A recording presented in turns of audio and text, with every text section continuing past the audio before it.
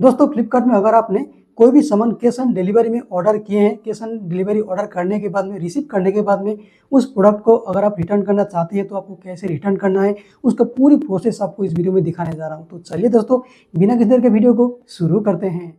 तो उसके लिए आपका फ्लिपकार्ट को ओपन कर लेना है। उसके बाद आपको नीचे अकाउंट्स में जाके आपको ऊपर फिर ऑर्डर्स में जाके आपका ऑर्डर डिटेल्स को यहाँ पे निकाल लेना है। उसके बाद देखिए यहाँ पे अभी आपका जो भी रिसेंट कैश ऑन डिलीवरी वाला जो प्रोडक्ट आपका डिलीवर्ड हुआ था, आपने ऑर्डर किया था, जिसको आप रिटर्न करना चाहते हैं, उस प्रोडक्ट को आपको क्लिक करके यहाँ पे ओपन कर लेना है। चाहे आपका कोई ब्यूटी प्रोडक्ट हो, चाहे आपका कोई क्लोथ्स हो, चाहे आपका कोई इलेक्ट्रिकल जो प्रोडक्ट हो जो आपने कैश ऑन डिलीवरी करके आपने ऑर्डर किया था, जिसको आपने रिसीव किया, अभी जिसको आप रिटर्न करना चाहते हैं उसको क्लिक करके आपको ओपन कर लेना है। ओके, ओपन करने के बाद दोस्तों अभी आपको देखिए यहाँ पे ये जो क्लोथ्स था इसको मैं रिटर्न करना चाहता हूँ, तो यहाँ पे देखिए ये ओपन करने के बाद कुछ इस तरीके से यहाँ पे निकल के आ जाएगा। तो अभी सबसे पहले रिटर्न करने से पहले आपको चेक कर लेना है कि इसका जो रिटर्न पॉलिसी ये एक्सपायर हुआ कि नहीं। ओके, तो सबसे पहले चेक करना है।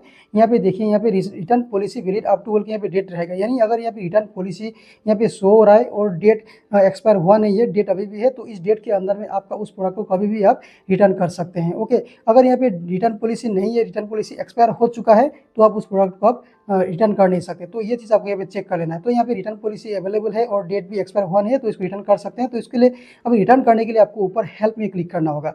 यहाँ पे ऊपर में हेल्प में जाने के बाद दोस्तों आपको नीचे दिखने को मिलेगा नीड हेल्प के नीचे आपको रिटर्न दिस आइटम, तो रिटर्न दिस आइटम में जाना है। और उसके बाद आपको यहाँ पे आपने ये प्रोडक्ट को क्यों रिटर्न कर रहे हैं, रिटर्न करने का वजह क्या है, वो यहाँ पे बहुत सारे वजह दिया गया है। उसमें से कोई भी एक रीज़न आपको यहाँ पे सेलेक्ट करना होगा। जिस रीज़न के लिए, जिस कारण के लिए आप रिटर्न करना चाहते हैं, उस रीज़न को आपको यहाँ पे क्लिक करके सेलेक्ट कर लीजिए। सेलेक्ट करने के बाद फिर से आपको कुछ साफ रीज़न दिखने को मिलेगा। इस साफ रीज़न में आपको फिर से आपको चूज़ करना है, सेलेक्ट करना है। एक्चुअल रीज़न कौन सा था वो आपको यहाँ पे फिर से आपको सेलेक्ट करना है। सेलेक्ट करने के बाद अभी आपको नीचे कमेंट्स में दोस्तों ये ऑप्शनल है, आप लिख भी सकते हैं, नहीं लिखने भी होगा।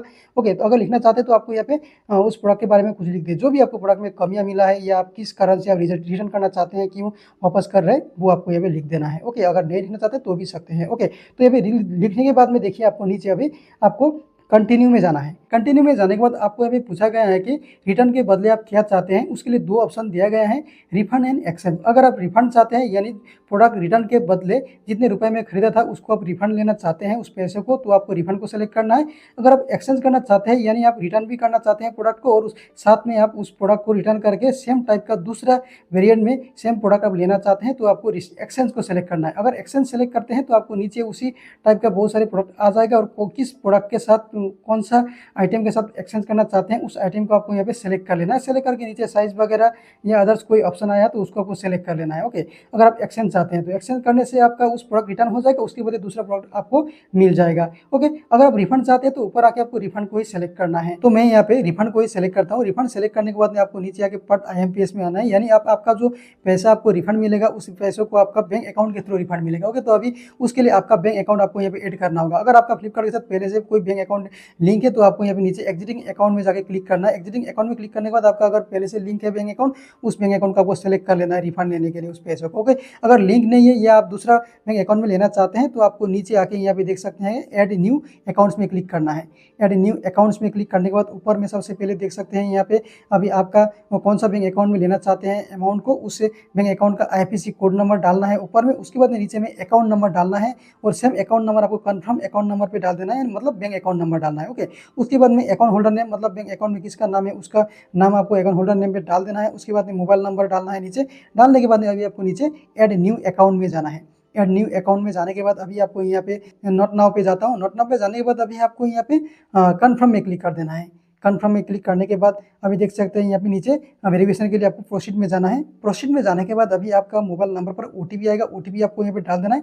OTP डाल के आपको OTP वेरीफाई कर देना है। OTP वेरीफाई करते ही यहाँ पे आपका बैंक अकाउंट आ जाएगा। तो अभी आपको यहाँ पे एग्जिटिंग अकाउंट में जाना है। फिर से एग्जिटिंग अकाउंट में जाके अभी आपने जो बैंक अकाउंट ऐड किया था उस बैंक अकाउंट को आपको यहाँ पे सेलेक्ट कर लेना है।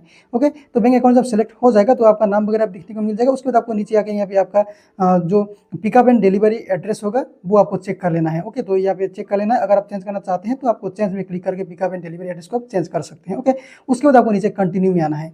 कंटिन्यू में जब जाएंगे तो कंटिन्यू में जाने के बाद आपको यहाँ पे देख सकते हैं फिर से नीचे आके आपको यहाँ पे सबमिट रिक्वेस्ट में क्लिक कर देना है। सबमिट रिक्वेस्ट में क्लिक करने के बाद थोड़ी देर बाद आप देख सकते हैं कि आपका जो रिटर्न रिक्वेस्ट था वो सबमिट हो जाएगा। सबमिट होते ही आपको ऊपर देखने को मिलेगा रिटर्न इनिशिएटेड बोल के आपको देखने को मिलेगा, और आपका जो प्रोडक्ट है वो कब पिकअप के लिए आएगा, डिलीवरी बॉय कब लेने के लिए आएगा, वो आपको नीचे यहाँ पे पिकअप टू बोल के यहाँ पे पिकअप विल हैपन बोल के यहाँ पे डेट दिया हुआ रहेगा। इस डेट में आपका उस प्रोडक्ट को रिटर्न मतलब लेने आएंगे, मतलब पिकअप करने आएंगे। ओके, तो अभी आपको एक बात ध्यान देना है कि आपने जिस प्रोडक्ट को रिटर्न कर रहे हैं, उस प्रोडक्ट जब आपने रिसीव किया था, डिलीवरी लिया था, उस समय जिस कंडीशन में था, सेम कंडीशन में आपको उस प्रोडक्ट को आपको रिटर्न करना होगा। आपने उस प्रोडक्ट रिसीव करने के बाद में अगर किसी भी तरह का डैमेज कर दिया है या किसी भी तरह का पार्ट मिस कर दिया है, ओके, किसी भी तरह का उस प्रोडक्ट में अगर डैमेज हो गया है, तो रिटर्न के समय में वेरिफिकेशन होगा, वेरिफिकेशन में पकड़ा गया तो वो प्रोडक्ट रिटर्न नहीं होगा, कैंसिल हो जाएगा। साथ में आपने प्रोडक्ट रिसीव करते वक्त, डिलीवरी लेते वक्त जिससे बॉक्स लेबल स्टिकर वगैरह था, वो भी साथ में होना जरूरी है। अगर नहीं है तो भी आपका प्रोडक्ट कैंसिल हो सकता है। ओके, तो ये चीज़ आपको ध्यान देना है। जब आपका प्रोडक्ट रिटर्न हो जाएगा, पिकअप हो जाएगा, पिकअप होने का